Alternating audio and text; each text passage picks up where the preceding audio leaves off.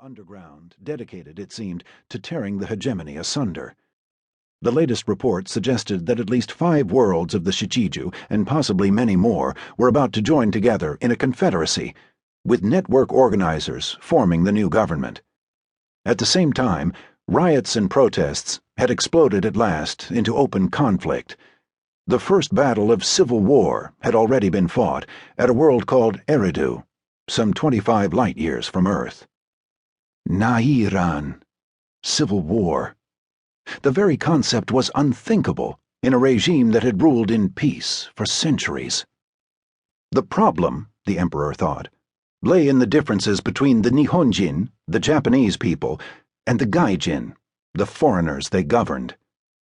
Raised with the twin concepts of Kodo, the Imperial way, and On, their moral obligation to emperor and parents, the Japanese possessed an inner discipline that foreigners did not.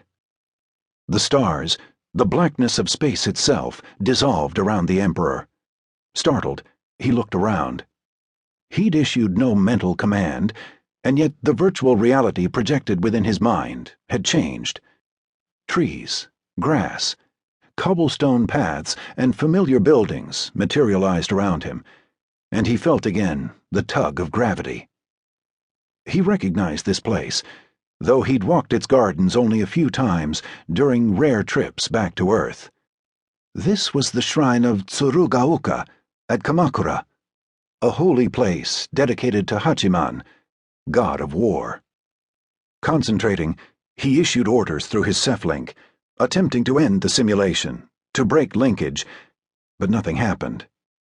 Taking an unsteady step backward, he felt the rough bark of a gnarled and ancient ginkgo tree press against his spine.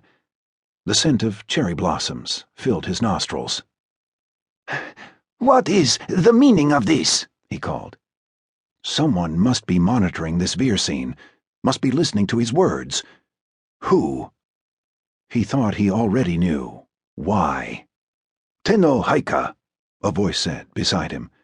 "Your Imperial Majesty."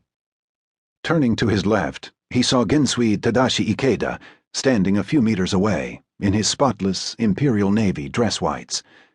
The fleet admiral bowed deeply, and when he raised his eyes again, his gaze went no higher than the Emperor's throat. "Ah, Ikeda-san," the Emperor said slowly. "I would be interested in knowing how you managed to override my personal AI. Such things can be accomplished, Your Majesty, when there is great need. As now." Again, the Emperor tried to disconnect. This scene was not real. It was Vir drama, a dream played out inside his brain by the software of a sophisticated artificial intelligence. His body lay safe in the Palace of Heaven, secure within its Duralloy crypt. All he had to do was wake up. But he could not. "What is it you want?" "I am sure you can guess, Your Majesty. I am most sorry." "So, is the condemned man to know the reason for his execution? For his assassination?" Again, Ikeda bowed. "That is why I am here, Your Majesty."